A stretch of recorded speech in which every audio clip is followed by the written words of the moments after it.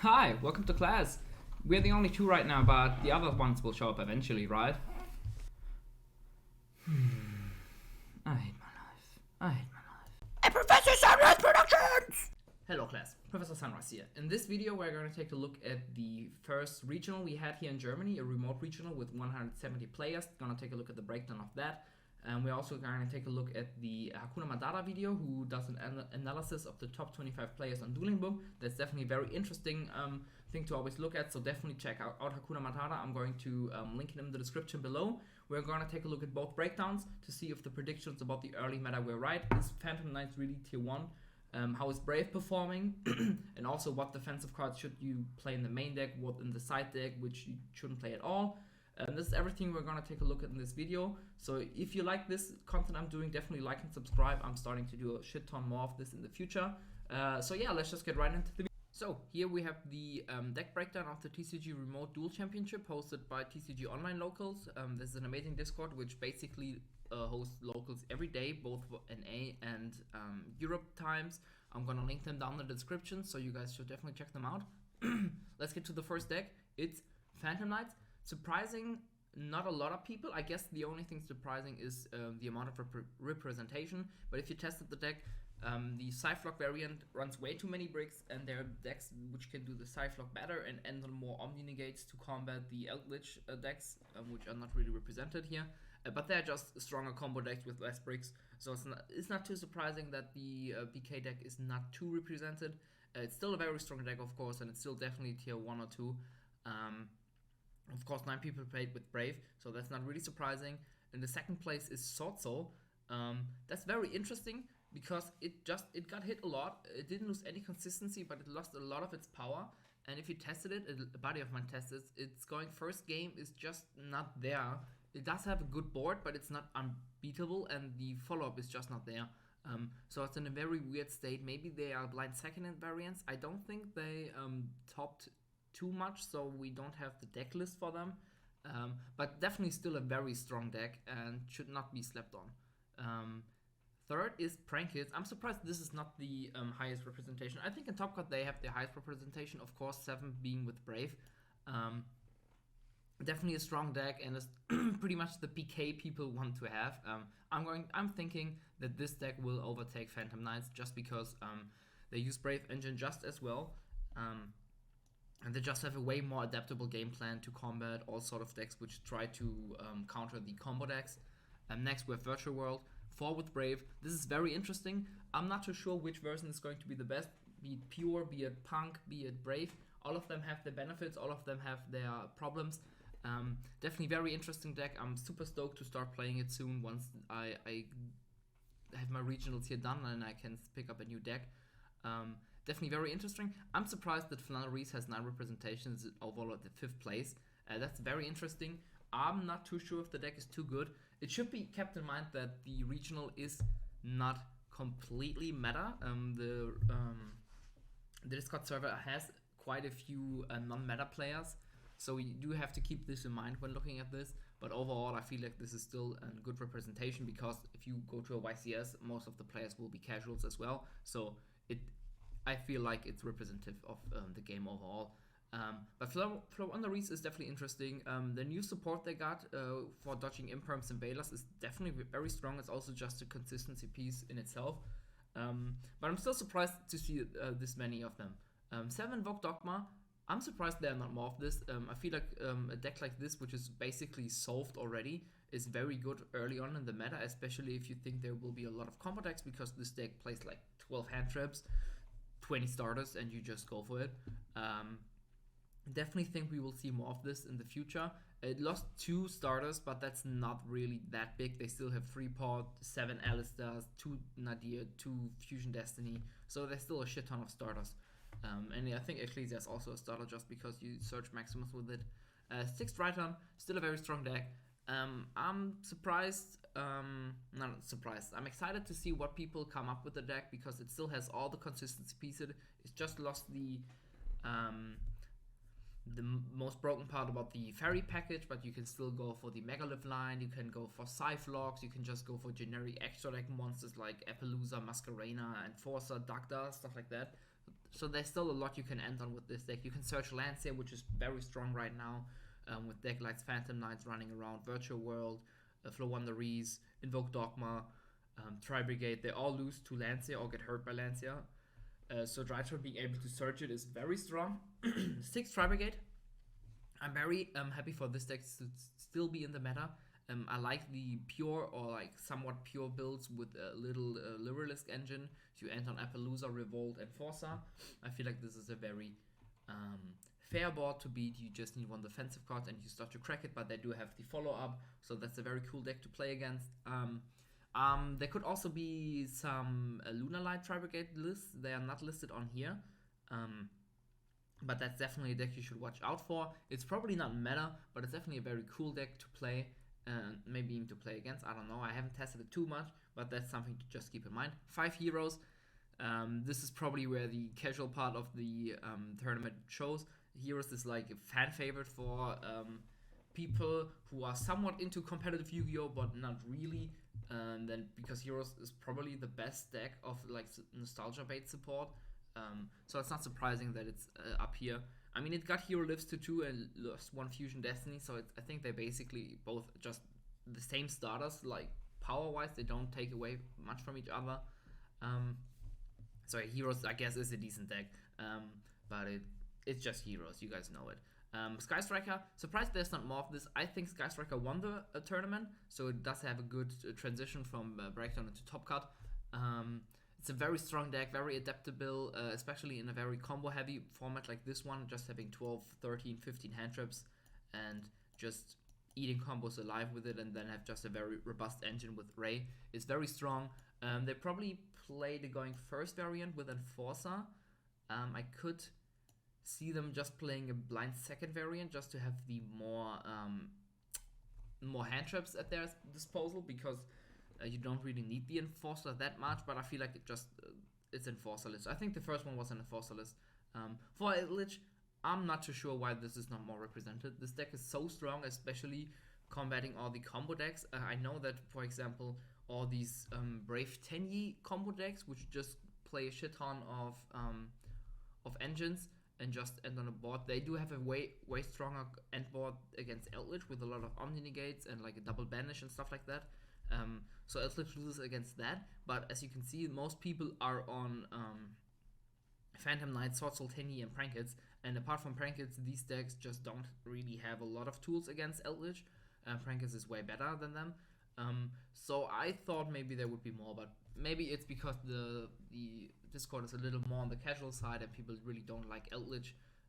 Who knows? For Salamangreat, still like to see this deck. This is like the perfect fair deck to play against. It just didn't really get a lot of tools. I tested Brave with it a little. It does have its benefits, but this deck just, I feel like, benefits from people not main decking Nips anymore. So you have a way stronger game 1, and then you just start to lose to Nip turn game 2 and 3. So that's pretty cool. For others, interesting to see ABC Brave actually being played. I don't think it topped, and of course it was a bait to think about it, because I mean, just look at ABC. All the pieces don't really do anything on their own. So you have like 9 bricks in your deck already, basically. I don't know. What did I? Egal. Never mind. So yeah, not surprised to don't see too much of it. 3 Altar Guys, always love to see. This is basically my pet favorite deck of all time. Very cool. Beat Trooper, surprised it didn't top, maybe because it's a new format. People want to try the Brave stuff and they don't really want to fall back on the Beat Trooper stuff, but this is still a very strong meta deck. It didn't lose anything apart from 1 Fusion Destiny, which is not too bad, because a lot of times you just sided it out anyways, turn game 2 and maybe even 3, especially going second, so it's not really bad. 3 Despia, this deck is not that strong yet, but it will definitely be strong in the future, so watch out for this and maybe get yourself a core already on this, because this deck will be very strong in the future and will definitely be like the next Invoke Dogma Shoutout type deck, or like the engine you put in this deck. 3 Dinosaurs, still a very strong combo deck. It's just very fragile. It doesn't have a lot of follow-up, but it does have an FTK, which I lost to on stream, and it actually seemed quite consistent. He FTK'd me through an Ash on Misk, which was insane, but he had an insane hand on this one. But yeah, this is just a very strong deck, not even needing to use the FTK. It didn't actually use a lot of main deck bricks for the FTK. They're all in the extra deck basically. So that's very interesting. 3 Dragon Link. This is still a very strong deck. It got this Shoutout, which is a very nice piece for the deck because it's a level 7. So it makes the Safeguard, which is basically the best starter already, together with Router, a very strong play right now, because in the past you could only use search Noctovision. But if you have Router, Safeguard, and Noctovision, you can now search another card in Shoutout, which just makes the ceiling of the best starter you have in the deck way stronger. Shoutout just being a generic Dragon Extender is just insane. Being able to access Synchro 7s to go into shooting Riser Dragon to mill like stuff like Snow and cards like that is very strong. Surprised to not see more. I feel like in a in a more competitive tournament you would definitely see more of Dragon Link. 3 Shark Control, I really like this deck. I like these small engine with high recurability and a shit ton of defensive cards decks a lot. I don't really like Sharks, so I'm not gonna play it. But Shark Control is a cool deck. As you can see, 29 of the decks in the breakdown had a Brave engine. That's, I feel like, a low roll, and shows again that the tournament is not really completely competitive for most people. I would probably assume that like half of the people were like very competitive players, and the rest are like casual to starting to get into competitive players. Just because I feel like the Brave package should be used by way more people than just 29 out of 189. So yeah, just get right into the HakunaMyData Dueling Book breakdown. So here we are at the HakunaMyData deck breakdown of Dueling Book. Definitely check him out. Like I said, he's in the description. He's probably, like I said, after me, the best content creator when it just comes to pure data analysis, to just take a look at, okay, what people are actually playing, how I want to build my side deck for an event. I always, before I go to an event, check out his videos to see what people are playing, because what people are saying can definitely be quite different to what people are actually saying, because people have a bias. They maybe have a deck which they don't really like playing against, so they say like, oh, you definitely have to prepare for blah blah blah, but it's actually not that overly represented. So you just can take a look at this, see what deck you're playing, and then see, okay, I lose to the most represented deck, maybe I should play something else. Or if I still want to play this because it's my favorite deck, you just have to prepare for the deck. So like I said, let's just get into it real quick. We have basically a very similar breakdown deck-wise from the regional, but like I said, the regional is quite more into the casual side than the top 25 players on Dueling Book, and it shows being that Prankets is by far the most represented deck.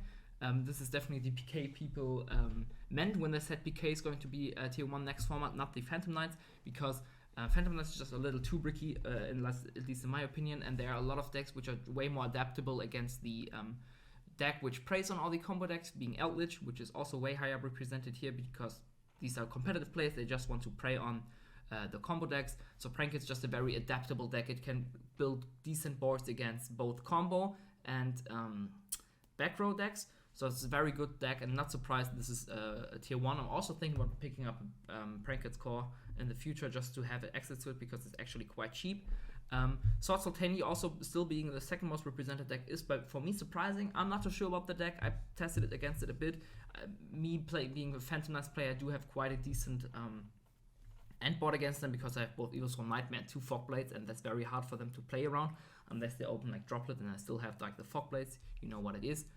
Eldritch, like I said, is way higher represented, and everything else is basically on a similar level representation-wise, which basically makes it so that these are the decks to beat, I would say.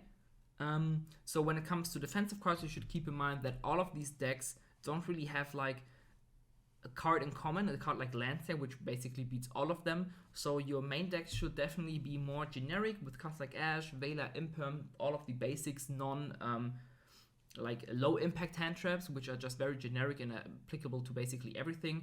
Ogre is also a very fine card. It's good against Brave. It's decent against Prankets. It's good against Sword Soul. Against Eldritch, everything is bad anyway, so it doesn't really matter. It's good against Virtual World, especially if they play Brave. It's good against Phantom Knights, if they play Brave or not, because Ogre and Cherubini is actually quite strong. You can play around it, but a lot of people are not actually doing it. Nib is, I feel like, also a very solid choice for the main deck if you're playing a lot of hand traps, and you can have the 2-card combo of Nib plus anything basically. beat out Ogre, Ash, Imperm, Veiler, Gamma, stuff like that. Because a lot of people are not expecting a Nip in the main deck, I think. And you can definitely surprise them with it, because if you take a look at this, Nip is decent against basically everything of them. Of course, it will go 1-for-1 a lot of times, but so will all of the hand traps. And Nip, while it's not really that adaptable compared to an Ash or an Ogre and stuff like that, or an Imperm, it has a way higher ceiling, because if you have a second hand trap with it, you basically win if you have Engine plus both hand traps, and it's just very good against a lot of rogue decks as well. So it's not completely dead a lot of times. And of course, if you play against Eldritch, yeah, it sucks to draw, but most of your hand traps, like I said, are bad against Eldritch. So this is basically it.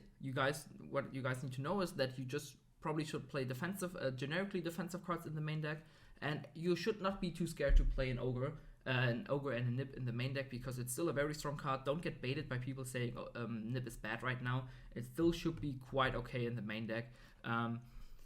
You just should prepare for the Amplitude in the side deck. Don't play it in the main deck. You could maybe play Cosmic, which could also be fine in the main deck, because it hits the Fusion if you know where it is, or you have a Twin Twister, you can just hit the back row in the standby phase, and you have a good card against Prankets. Against Sword Soul, it kills the Blackout.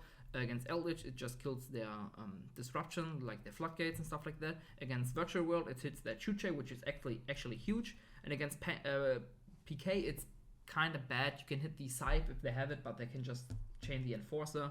You can hit a Fogblade, so it still goes 1-for-1. So Cosmic is definitely a card, especially if you play a deck like Prankets or Sky Striker with a lot of space for defensive cards. Cosmic is definitely a card you should keep in mind when playing, and it's definitely a very solid 2-off in the deck, in my opinion. So this has been basically it for the breakdown.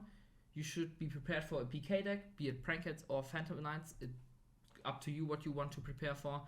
This has been it. The class is dismissed. You guys are dismissed as well. Professor Sunreis out. Peace. Professor Sunreis, why didn't you break me? It was possible. Thunder Theory proved it. I'm still playable. Why didn't you do it? I'm very disappointed in you.